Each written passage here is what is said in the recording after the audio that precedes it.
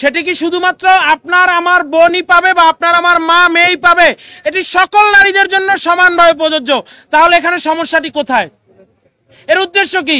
এদেশের নারীদেরকে পিছিয়ে দিয়ে পশ্চাৎপদতার দিকে ঠেলে দিয়ে কারা সামনের দিনে এদেশকে মৌলবাদী জঙ্গিবাদী রাষ্ট্রে পরিণত করার ভাবধারা কায়েম করতে চায়, এগুলো আমাদেরকে খতিয়ে দেখতে হবে।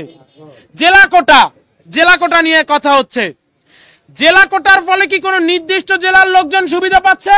না, অবশ্যই না। জেলা কোটার মাধ্যমে যেটি নিশ্চিত করা হয়, পশ্চাৎপদ যেই জেলাগুলো রয়েছে কিংবা যেই জেলাগুলো থেকে তুলনামূলকভাবে উচ্চ চাকরিতে অংশগ্রহণ কম, সেই জেলাগুলো থেকেও যেন সমানভাবে মানুষ উঠে আসে। এটাই তো বৈষম্যহীন বাংলাদেশ গড়ে তোলার একটি প্রতিচ্ছবি, যে বাংলাদেশের কোনো জেলায় জেলায় কোনো ভেদাভেদ থাকবে না। 64 জেলার সকল জেলায় সমানভাবে মানুষ উপরের স্তরে উঠে আসবে। এক্ষেত্রে সমস্যাটি কোথায়? সেই প্রশ্ন তো আজকে রাখতেই হয়। ওয়ালটন এসিতে ইনস্টলেশন একদম ফ্রি।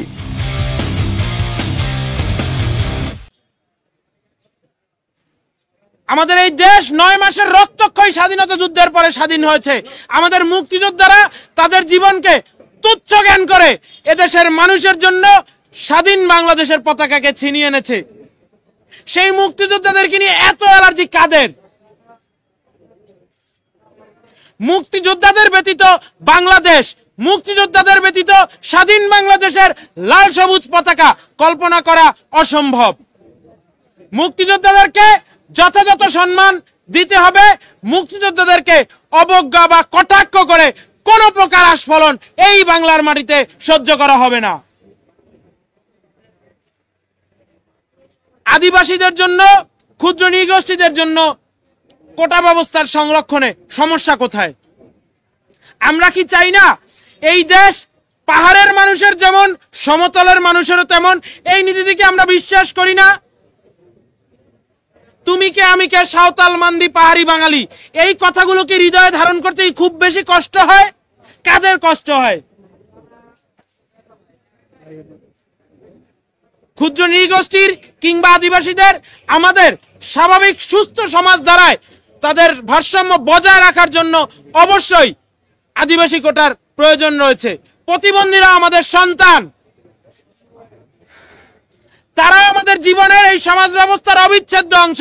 প্রতিবন্ধীদের কোটাকে অবশ্যই নিশ্চিত করতে হবে, তারাও যেন সমাজে ন্যূনতম নিরাপত্তাটুকু পায়, সুরক্ষাটুকু পায়। সাংবাদিক বন্ধুরা, এই পর্যায়ে আপনাদের সামনে আজকে মিট দ্য প্রেসে কথা বলবেন বাংলাদেশ ছাত্রলীগ কেন্দ্রীয় নির্বাহী সংসদের সংগ্রামী সভাপতি জনাব সাদ্দাম হোসেন। বাংলাদেশের ছাত্র সমাজের নির্ভরতার প্রিয় ঠিকানা, লাখো নেতাকর্মীর প্রাণের স্পন্দন, কোটি শিক্ষার্থীর ভরসা, মাননীয় প্রধানমন্ত্রী বঙ্গবন্ধু তনয়া দেশরত্ন শেখ হাসিনার হাতে গড়া স্মার্ট জেনারেশনের সবচেয়ে ফেভারিট সংগঠন বাংলাদেশ ছাত্রলীগের পক্ষ থেকে সবাইকে সংগ্রামী শুভেচ্ছা এবং অভিনন্দন। প্রিয় সংবাদ মাধ্যমের বন্ধুরা, আমাদের আজকে সরকারি চাকরিতে কোটা ইস্যু নিয়ে সাধারণ শিক্ষার্থীদের কাছে মতামত সংগ্রহ, উন্মুক্ত আলাপ আলোচনা, জনদুর্ভোগ পরিহার করার জন্য শিক্ষার্থীদেরকে আহ্বান জানানো এবং সার্বিক বিষয়টি যৌক্তিক, অন্তর্ভুক্তিমূলক, গ্রহণযোগ্য সমাধানের জন্য বাংলাদেশ ছাত্রলীগ আজকে এই মিট দ্য প্রেসের আয়োজন করেছে। ইতিমধ্যেই স্বাগত বক্তব্য রেখেছেন বাংলাদেশ ছাত্রলীগের সংগ্রামী সাধারণ সম্পাদক, এদেশের ছাত্র সমাজের অধিকার আদায়ের আপসীন কণ্ঠস্বর আমার প্রিয় সহযোদ্ধা শেখ ওয়ালিয়া সিবিনান। উপস্থিত আছেন বাংলাদেশ ছাত্রলীগ ঢাকা বিশ্ববিদ্যালয় শাখার সাধারণ সম্পাদক তানভীর হাসান সৈকত। আমাদের মাঝে উপস্থিত আছেন বাংলাদেশ ছাত্রলীগ ঢাকা বিশ্ববিদ্যালয় শাখার সংগ্রামী সভাপতি, ঢাকা বিশ্ববিদ্যালয়ের সাধারণ শিক্ষার্থীদের অধিকার আদায়ের আপসীন কণ্ঠস্বর সংগ্রামী ছাত্রনেতা মাজহারুল কবির শয়ন। প্রিয় বন্ধুগণ, ইতিমধ্যেই বাংলাদেশ ছাত্রলীগের সাধারণ সম্পাদক বাংলাদেশের ছাত্র সমাজের যে মতামত রয়েছে সেই মতামত অত্যন্ত সুচিন্তিতভাবে তুলে ধরেছেন। আজকের এই মিট দ্য প্রেসের মাধ্যমে আমরা বাংলাদেশের ছাত্র সমাজকে ধন্যবাদ জানাই, অভিনন্দন জানাই, বাংলাদেশ ছাত্রলীগের পক্ষ থেকে ভালোবাসা জানাই যে অ্যাপিলেট ডিভিশনের স্ট্যাটাস কো জারির পরে, হাইকোর্টের রায় স্থগিতাদেশ দেওয়ার পরে, 2018 সালের সরকারি পরিপত্র পুনর্বহাল হওয়ার পরে বাংলাদেশের ছাত্র সমাজ সন্তোষ জানিয়ে আপিল বিভাগের পর্যবেক্ষণের উপরে সমর্থন জানিয়ে সাধারণ শিক্ষার্থীরা যার যার শিক্ষা প্রতিষ্ঠানে ফিরে গেছে তাদেরকে বাংলাদেশের ছাত্রলীগের পক্ষ থেকে, বাংলাদেশের ছাত্র সমাজের পক্ষ থেকে আমরা অভিনন্দন জানাই। এবং একই সঙ্গে আমরা শঙ্কার সঙ্গে লক্ষ্য করি যে সাধারণ শিক্ষার্থীরা একটি যৌক্তিক ইস্যুতে আন্দোলন করেছে, শান্তিপূর্ণ উপায় বেছে নিয়েছে।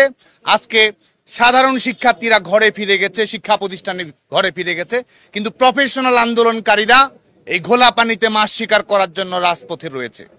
আজকে তারা নৈরাজ্য তৈরি করেছে, ব্লকেট খেলা খেলছে, যেখানে সাধারণ মানুষ দুর্বিষহ যন্ত্রণার মুখে পড়ছে। রোগীরা যেতে পারছে না চিকিৎসালয়ে, ডাক্তারেরা রোগীর চিকিৎসা করতে যাবে, সেই বাস্তবতাও আজকে বিনষ্ট করার মতো একটি পরিবেশ আজকে আমরা দেখতে পাচ্ছি।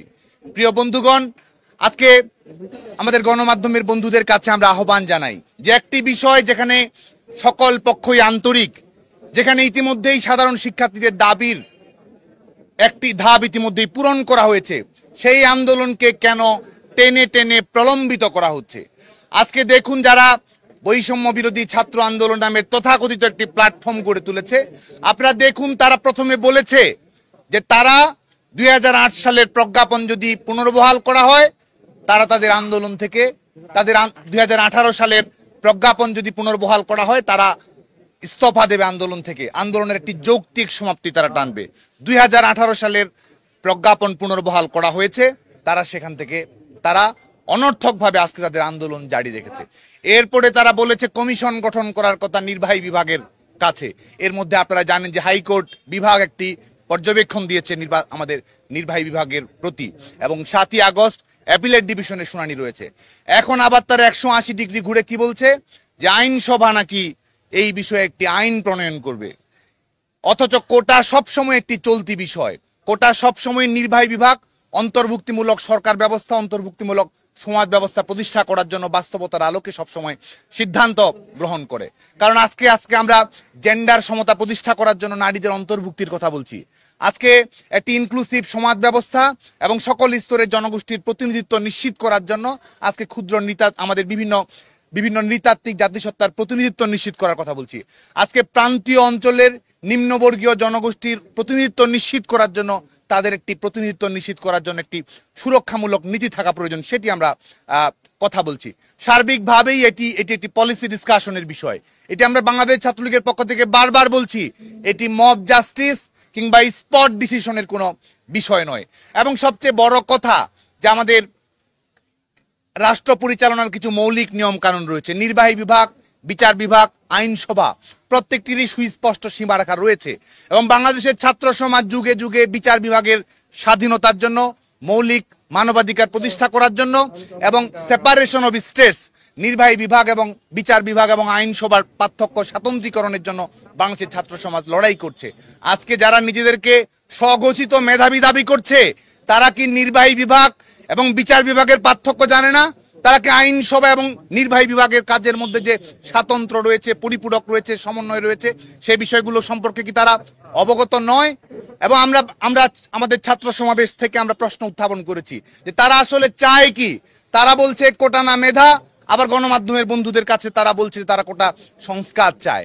এবং এই যে মেধার টেন্ডার নেয়া, এটি আজকে আমাদের গণমাধ্যমের বন্ধুদের কাছেও আজকে আমরা তুলে ধরতে চাই। কারণ একটি সরকারি নিয়োগ প্রক্রিয়া, এটি আমরা প্রশ্ন হচ্ছে এটি নিয়োগ প্রক্রিয়াটি স্বচ্ছ থাকছে কিনা, আমরা একটি যৌক্তিক পলিসি গ্রহণ করছি কিনা, এটি বিষয়। এটি তো মেধা কিংবা অমেধার লড়াই, সেটি নয়। এবং গণমাধ্যমের বন্ধুদের কাছে আমরা আমাদের কিছু ইনফরমেশন শেয়ার করতে চাই যে কাদেরকে মেধাবী বলা হচ্ছে এবং কোটা কোথায় প্রয়োগ হয়, এ সম্পর্কে তো আমাদের যারা প্রফেশনাল আন্দোলনকারী, তাদের তো প্রফেশনালি এইসব বিষয় সম্পর্কে ধারণা থাকা প্রয়োজন ছিল। আমাদের গণমাধ্যমের বন্ধুদের সঙ্গে আমরা শেয়ার করতে চাই 43তম BCS এ আপনারা জানেন যে পরীক্ষায় প্রিলিমিনারি পরীক্ষায় অংশগ্রহণ করেছিল 4,42,832 জন। প্রিলিমিনারি পরীক্ষায় প্রায় 5 লক্ষ শিক্ষার্থী অংশগ্রহণ করেছিল।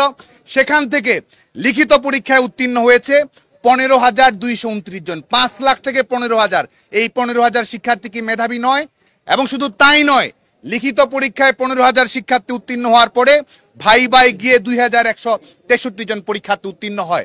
এবং যখন ক্যাডার সার্ভিসে আমরা তাদেরকে নিয়োগ দেই, ঠিক সেই মুহূর্তে কোটার বিষয়টি প্রয়োগ করা হয়। তাহলে এই যে 43, এই 5 লাখ থেকে যে 15,000 শিক্ষার্থী এসে যে 15,000 থেকে যে 3,000 শিক্ষার্থীর আরো নিচে শিক্ষার্থীরা নির্বাচিত হয়েছে, তারা কি মেধাবী নয়? এই যে মেধা এবং অমেধা, কোটা না মেধা, এ ধরনের একটি প্রোপাগান্ডা আমরা পরিচালনা করছি, এটি কি সুস্থতার পরিচায়ক? এটি কি মেধার পরিচায়ক? নাকি মেধার নামে এটি মেধাহীন একটি বিতর্ক আজকে বাংলাদেশের ছাত্র সমাজের উপর এই গুটি কয়েক আন্দোলনকারী চাপিয়ে দেওয়ার চেষ্টা করছে বলে আমরা মনে করি। এবং আজকে আমরা বলেছি যে এটি তো একটি পলিসি ডিসকাশনের বিষয় এবং তাৎক্ষণিক যে সমাধান প্রয়োজন ছিল আদালতের নির্দেশের মাধ্যমে ইতিমধ্যেই সেই তাৎক্ষণিক সমাধান হয়েছে। এই মুহূর্তে বাংলাদেশে কোথাও কোনো কোটা নেই। তাহলে তারা কি সরকারি চাকরির পরীক্ষায় অংশগ্রহণ করে উত্তীর্ণ হতে চায়? তারা কি চাকরিজীবী হতে চায় নাকি আন্দোলনজীবী হতে চায়? বাংলাদেশের ছাত্র সমাজের পক্ষ থেকে আমরা এই প্রশ্নটি রাখছি এবং আমাদের অভিজ্ঞতা রয়েছে এবং এই অভিজ্ঞতাগুলো আমরা বিনয়ের সঙ্গে তুলে ধরতে চাই। 2018 সালে যারা কোটা বাতিলের আন্দোলন করেছে, যে আহ্বায়ক, যে ফোরামটি যারা গঠন করেছে, আমাদের কাছে তথ্য উপাত্ত রয়েছে, আন্দোলনকারীদের একজনও বিসিএস প্রিলিমিনারি পরীক্ষায় উত্তীর্ণ হতে পারেনি। এবং বর্তমান সময়েও সেই একই রকম বাস্তবতা আমরা পরিলক্ষিত করছি কিনা সেই প্রশ্নটি কিন্তু আমাদের সামনে রয়েছে। এবং আমরা লক্ষ্য করছি এটি একটি সরকারের জন্য, রাষ্ট্রের জন্য অত্যন্ত গুরুত্বপূর্ণ বিষয় যে আমরা আমাদের প্রতিনিধিত্বমূলক সরকার ব্যবস্থা, সমতার নীতি, বৈষম্য নিরসনের নীতি আমরা প্রয়োগ করব। তারা মুখে বলছে বৈষম্য বিরোধী ছাত্র আন্দোলন, অথচ আমাদের বাংলাদেশে নারীরা যে প্রশাসনিক চাকরিতে 25% রয়েছে, প্রত্যেকটি সরকারি বেসরকারি চাকরিতে আমাদের নারীদের অংশগ্রহণ যে কম রয়েছে, নারীদেরকে সামনের দিকে নিয়ে এসে যে জেন্ডার সমতা প্রতিষ্ঠিত করতে হবে, বৈষম্য নিরসন করতে হবে, সেই বিষয়ে আমাদের ছাত্র বন্ধুদের, আন্দোলনকারী শিক্ষার্থীদের কোনো কথা আমরা দেখতে পাই না। এবং আমরা দেখেছি যে আমাদের বিশেষ করে 2018 সালের পরিপত্র জারি করার আগে আমাদের নারীদের সরকারি চাকরিতে, বিশেষ করে বিসিএস ক্যাডারে পিএসসির আওতাধীন পরীক্ষায় নারীদের অংশগ্রহণ ছিল 25 থেকে 26%। পরবর্তী সর্বশেষ বিসিএস এ আপনারা জানেন যে 20%-এর নিচে নেমে এসেছে সর্বশেষ বিসিএস এ। যে কারণে আমরা আহ্বান জানাচ্ছি যে আমাদের জেন্ডার সমতা প্রতিষ্ঠিত করার জন্য, নারীর ক্ষমতায়ন নিশ্চিত করার জন্য আমাদের যে নিয়ম নীতি থাকা প্রয়োজন, সাংবিধানিক সুরক্ষা প্রয়োজন, সেটি তো আমাদেরকে অবশ্যই রাখতে হবে। তাহলে কি তারা বৈষম্য নিরসনের জন্য আন্দোলন করছে নাকি বৈষম্য জারি রাখার জন্য তারা আন্দোলন করছে এবং আমাদের নারীদেরকে সমাজের প্রতিপক্ষ বানাচ্ছে, নারীদেরকে প্রশাসনিক নিয়োগ প্রক্রিয়া থেকে দূরে রাখার লক্ষ্য তারা চরিতার্থ করতে চাচ্ছে? সে বিষয়ে আমাদের গণমাধ্যমের বন্ধুরা অবগত রয়েছেন বলে আমরা জানি। এবং আমাদের বিভিন্ন জাতিসত্তার নৃতাত্ত্বিক জনগোষ্ঠী যারা রয়েছে, আপনারা জানেন যে এই 2018 সালে পরিপত্র জারি করার আগেও খুব বেশি বিভিন্ন আমাদের 50-এর অধিক বিভিন্ন নৃতাত্ত্বিক জাতিসত্তা রয়েছে। 20 জন 21 জন করে তারা আমাদের এই পিএসসির আওতাধীন বিসিএস পরীক্ষায় তারা অংশগ্রহণ করার সুযোগ পেত। পরবর্তীতে সর্বশেষ বিসিএস আমরা দেখেছি মাত্র 2 জন পার্বত্য চট্টগ্রাম থেকে, একজন নিরীক্ষা ক্যাডার, একজন প্রশাসন ক্যাডারের সুযোগ পেয়েছে।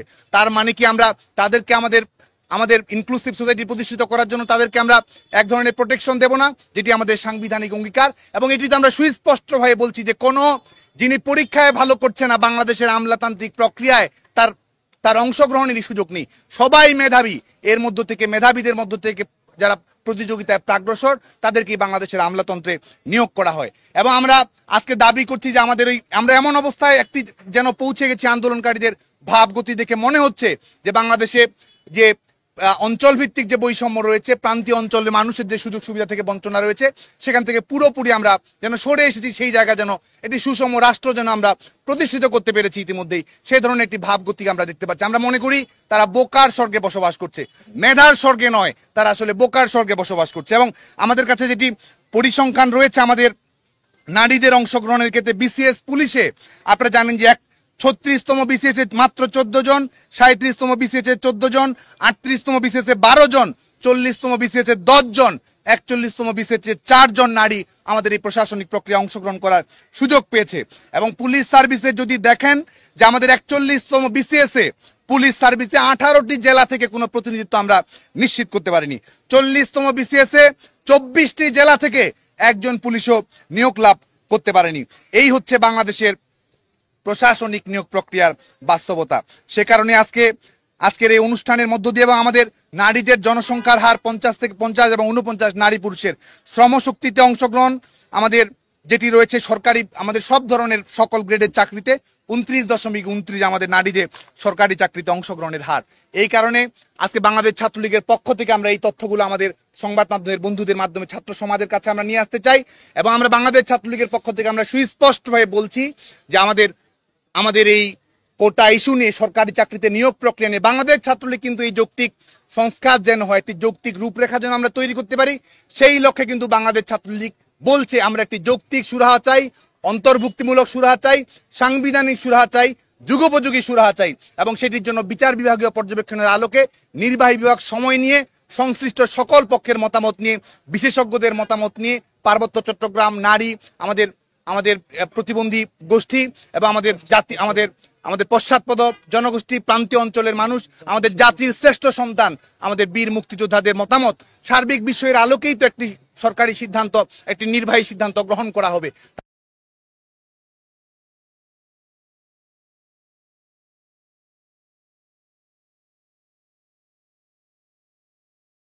সন্তোষ জানিয়ে তারা সরে এসেছে।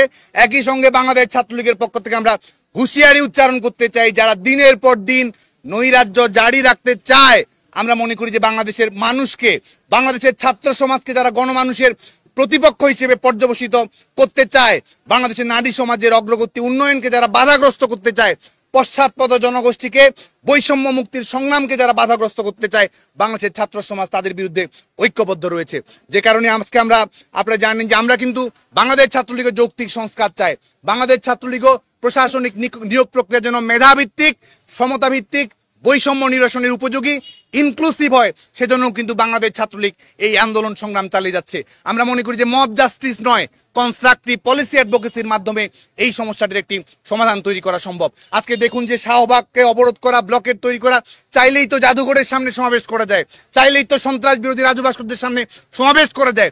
এখনই তো এমন নয় যে ঠিক এই মুহূর্তেও যেখানে বাংলাদেশে কোনো কোটা নেই, তাহলে শুধুমাত্র পলিটিক্যাল অ্যাটেনশন সিকিং এর জন্য সাধারণ মানুষকে এই যে দুর্বিষহ যন্ত্রণায় ফেলে দেয়া, এবং একই সঙ্গে বিএনপি জামায়াতের রাজনৈতিক ষড়যন্ত্রের গুটির অংশ হিসেবে শিক্ষার্থীদেরকে যে পরিণত করা, তার বিরুদ্ধে বাংলাদেশ ছাত্রলীগ ঐক্যবদ্ধ রয়েছে, সচেতন রয়েছে।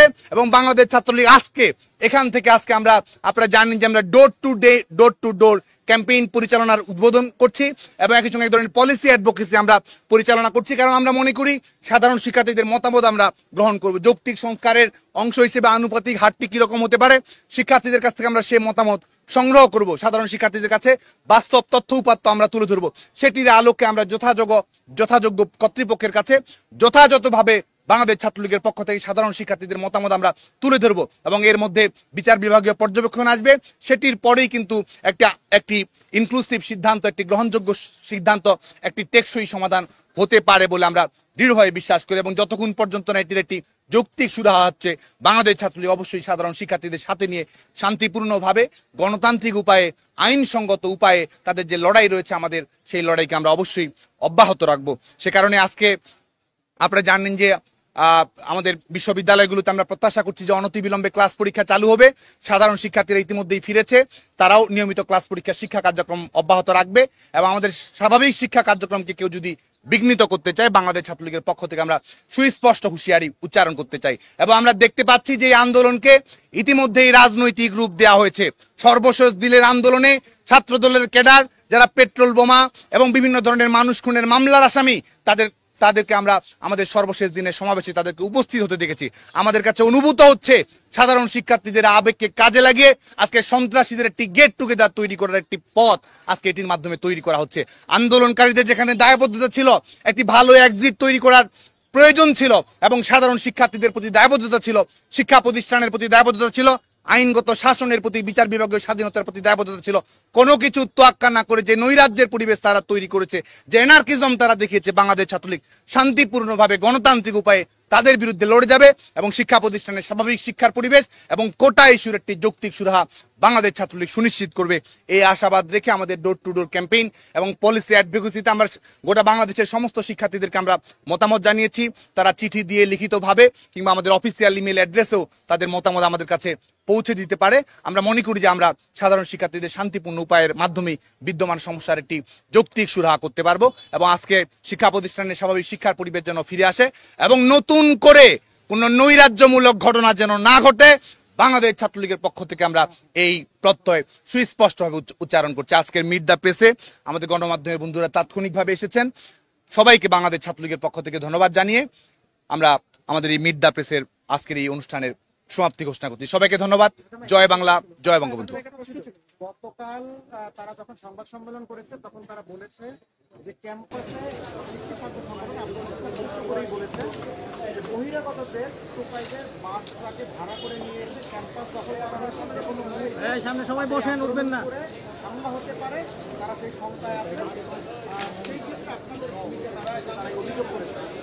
মানুষকে টোকাই বলা কিংবা যারা তরুণ তাদেরকে অসম্মানজনক কোনো কিছু বলা, এটা কি মেধার পরিচয়? সেই প্রশ্নটি আমরা রাখতে চাই। আর কোটা ইস্যু একটি জাতীয় ইস্যুতে পরিণত হয়েছে, সে কারণে সাধারণ শিক্ষার্থীদের অংশগ্রহণ। আজকে শাহবাগে যারা জমায়েত হচ্ছে তারা কি একটি নির্দিষ্ট শিক্ষা প্রতিষ্ঠানের শিক্ষার্থী? তারাও তো বাংলাদেশের বিভিন্ন প্রান্ত থেকে এসেছে। তো যৌক্তিক সুরাহা যারা চায়, শান্তিপূর্ণ সুরাহা যারা চায়, তারাও বাংলাদেশের বিভিন্ন শিক্ষা প্রতিষ্ঠানে শিক্ষার্থী থাকবে। আমরা মনে করি তারা আজকে কোটা ইস্যুর সমস্যার সমাধান করা আসলে তাদের মৌলিক উদ্দেশ্য নেই, যে কারণে কিন্তু আন্দোলনকারীরা চাকরির টেবিলে ফিরে যেতে হবে, পড়াশোনা করতে হবে, বাবা মায়ের স্বপ্ন পূরণ করতে হবে, এটি কিন্তু তাদের মূল লক্ষ্য নয়। তাদের মূল লক্ষ্য হচ্ছে রাজনৈতিক এজেন্ডা বাস্তবায়ন করা এবং এই সাধারণ শিক্ষার্থীদের আবেগকে ব্যবহার করে বিএনপি জামায়াত যে ষড়যন্ত্রমূলক রাজনীতি বাস্তবায়ন করতে চায় সেটিকে সামনের দিকে অগ্রসর করাই হচ্ছে এই প্রফেশনাল আন্দোলনকারীদের মূল উদ্দেশ্য। আরেকটা প্রশ্ন হচ্ছে, আগামীকাল হয়তো তারা নতুন কোনো কর্মসূচি দিচ্ছে, সেক্ষেত্রে ছাত্রলীগ তাদের পাল্টা কোনো কর্মসূচি দিচ্ছে কিনা, ডোর টু ডোর ক্যাম্পেইনের?